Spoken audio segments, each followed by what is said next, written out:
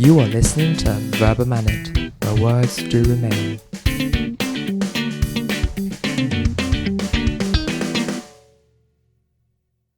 Good morning, good afternoon, good evening, DSPs. We are the Cultured Carrots, serving up diversity on a plate. Welcome to the 6th episode of a new series that will accompany you all along the months of March and even longer in April. A series that embraces the concept of multiculturalism in itself, focusing on both topics such as success, work, love, relationships, or even death. We bring together people from all over the world, from cultures that seemingly have nothing in common, yet united by common desires.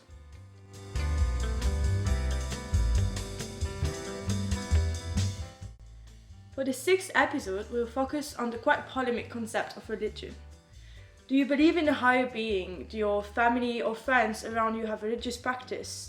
Whether you are a believer or not, religion has undoubtedly affected you in one way or another.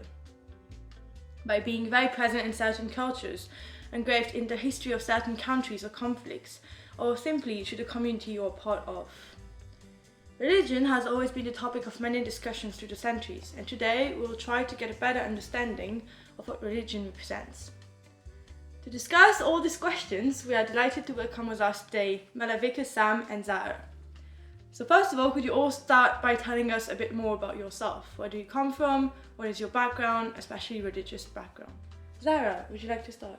Absolutely. So hi, my name's Zara. I'm 21. I'm from Singapore and I was raised Muslim. My family is from Bombay and they're generally quite religious, but I find that I am less so. Right.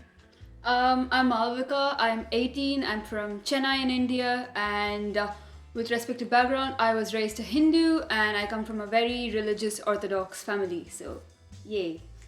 So hi, I'm Sam. I'm from London. But I'm half French, half American. And as for religion, well, my dad's Jewish and my mom is Catholic, and I was baptized as a kid. But to say that that I've been very religious would be not quite a true statement. So I'll leave it at that. So what does religion represent to you in your life? Like, you said it was not of great importance, but does it still represent something for you? To me, personally, no, but I know for a lot of people it does, and through interactions that way, religion has played a certain role in my life, yes. Personally, religion has always been a site of conflict in my life. I grew up in Singapore and, Singapore is very set in its views on ethnicity and views on the way religion ties into ethnicity. So the Muslim majority in Singapore is actually Malay. And so as an Indian person, when I told people, oh yeah, I'm Indian and I'm Muslim, they'd often try to put me into one of those categories. And the Indian majority in Singapore is South Indian, but I was from North India and I was also Muslim and I didn't speak Malay, and a lot of people didn't really know what box to put me in. And often that ended in some very strange situations and microaggressions against me. And on top of that, there was nobody really around me who was also Indian and Muslim who I was very close to. So yeah, in that sense, it's been a real site of conflict, I guess. I've never had a community. I've always been subject to questions around my identity. So yeah, site of conflict. And to me, I think that even till date, religion does matter something to me, and even in love, I do practice my festivals and what goes around them. But then, personally, I relate religion more to spirituality, even though it has got to do a lot with my ethnicity. Until I came to love, I did not really have an exposure to what a completely atheist life could look like.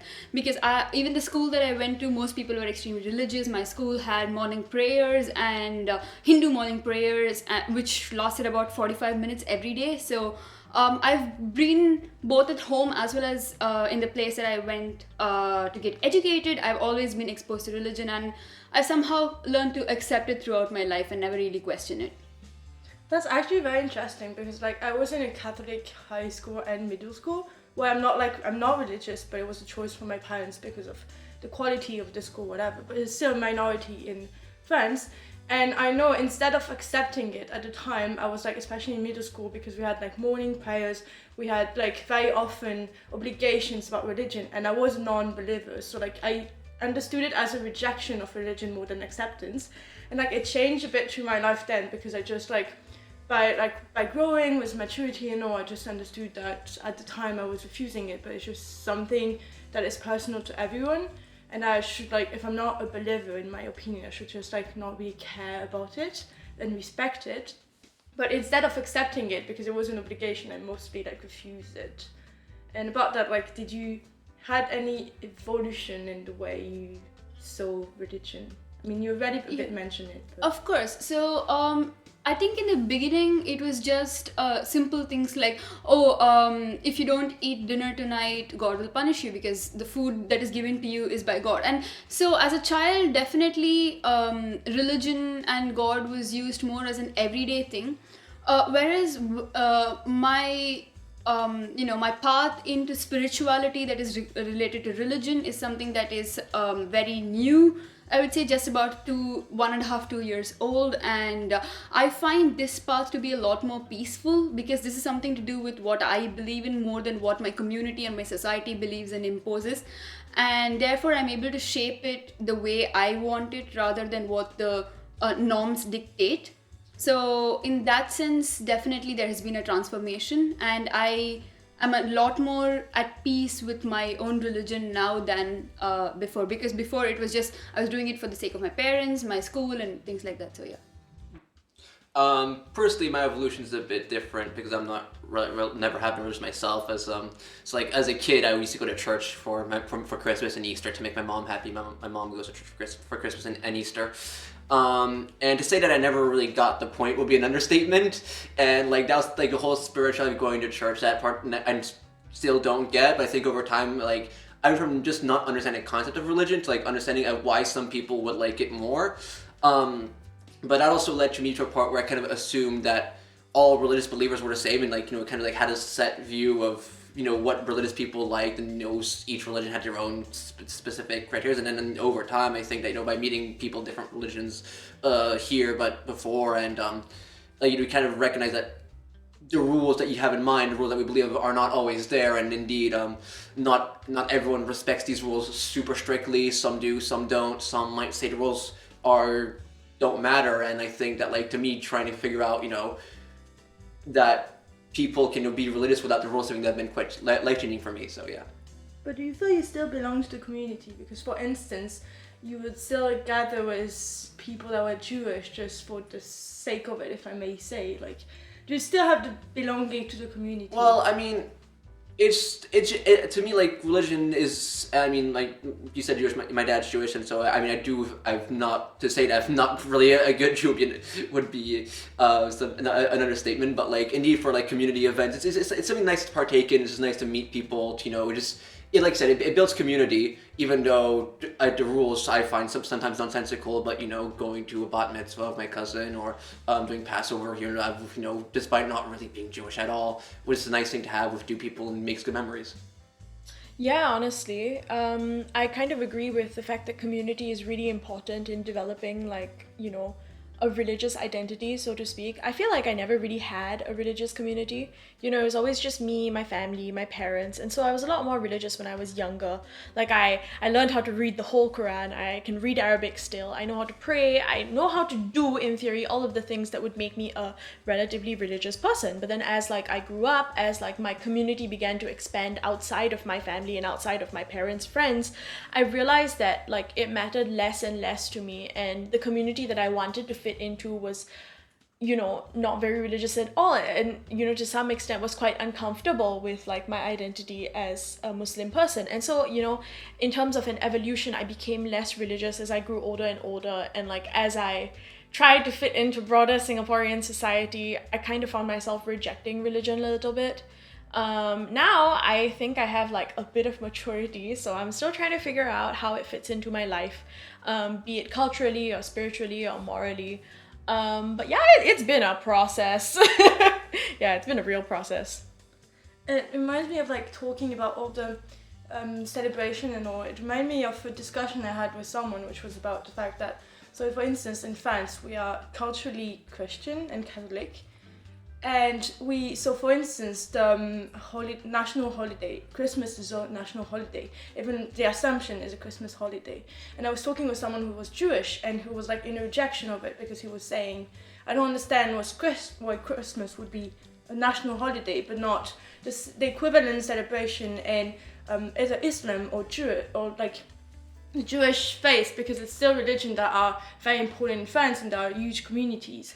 And so it was all this distinction between what is culture and what is like actual faith and religion, because in my opinion it was like most people are today non-believer in France, but still we have these traditions that come from very, very long time. And for instance, I come from a family of non-believer. No one is bad as I was when we were a kid, like my parents were not, and even my grandparents were not. So it's like for a very long time, and we still celebrate Christmas without any, like, it's more of a family gathering. There's absolutely no religious connotation to it. And I was like, there's this distinction between culture and like religion that we need to make at some point. So I think that's got a lot to do with how the evolution of society itself works. So that is an important distinction that everybody makes, where religion, to a large extent, or how much you believe in God and or rather a supreme being, all of that is something that's very personal. Whereas the gatherings and all of that itself was something that has to do more with your community and sense of belonging, like you rightly pointed out. So we've had gatherings for Diwali in school, and like in Sion's Point. Even here, Yeah. So we have things like that because it's more of people coming together and sort of accepting differences. And on that note, one thing that I probably want to point out is how where I came from, that is in India, we have religious holidays for festivals of every religion, not just for Christmas, but we have it, or not just for Hindu festivals, but we also have it for Muslim festivals, we have it for Buddhist festivals. So we have a national holiday for everything. Is it a national holiday though? I thought India only had like 3 national holidays, like No, Republic Day, Independence Day, and I forgot. Yeah, the so third one. it's national holiday in the sense that it is listed as a national holiday, and it's up to the individual states to declare them. So for example, in Tamil Nadu we will have a different set of holidays that are prescribed, and in Assam it's different. Right. But we definitely do have a mandatory, like in school it's mandatory to have holidays for at least 2 Muslim holidays and 2 Christian holidays. Oh, that's so cool. Yeah. So it's things like that. So that even if you don't really practice that religion, you come to accept it and bring that sense of community around yourself. Yeah, honestly, in Singapore, we have something quite similar. Like, I think we have 8 or 9 national holidays, and like almost like the big religious groups are always represented. So we have a holiday for Good Friday / Easter. We have Christmas. We have both of the Eids. Like, we also have like Buddhist holidays like Vesak Day, Hindu holidays like Deepavali. So yeah, everyone's represented. I mean, I'm gonna be the odd one out here because I've always been in like 3 Christian majority countries. Well, the United States, England, and France, but I think that what's interesting there is kind of like the different approach to it in each country. The United States is, of course, very, very religious, and they're like, it's always like, like I would say that the like holidays are religious, but like are based on Christianity, but because they are religious, and that's it is a holy moment in a country. While more so in France, yes, there is a legacy of the religious holidays, but a lot of people, I mean, for many it is, but like for a lot of people, like you said, Cam, you just do Christmas as a family event, and that's that. And I think that and of course French secularism is very different than American secularism, and I think that plays a role as well, where I mean, first of all, the French government could not mandate a certain amount of holidays per religion. That's not how French law works. But also just that just a little bit of a different reaction to religion in France. At least that's my impression. At least here in France, religion is more of a private matter that you keep within your own home. And so, telling it's going out and saying I want a public holiday for my religion would make no sense here in that regard. And if I may actually add to that, one of the things that having multiple religious holidays, what it has taught me is that in a lot of ways, what is signified by these holidays, or what the story behind them, is very similar across many religions. So I have the privilege of being in a colloque which has 3 very diverse people. So we've had open conversations about this, and I realize how even though we come from three very different backgrounds, what these festivals signify at its core has been the same. So I've come to accept things a lot better that way, and I think that's what is the advantage of having multiple religious holidays as well.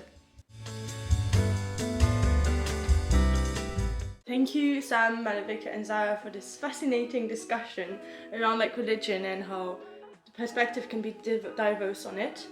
And thank you, listeners, for tuning in. This was brought to you by Cultured Carrots of the Verba Manet podcast. Thank you to the writers Miranda and Yaya and the producer Maureen. Remember to tune in next Monday for more episodes of the Cultured Carrots on multiculturalism.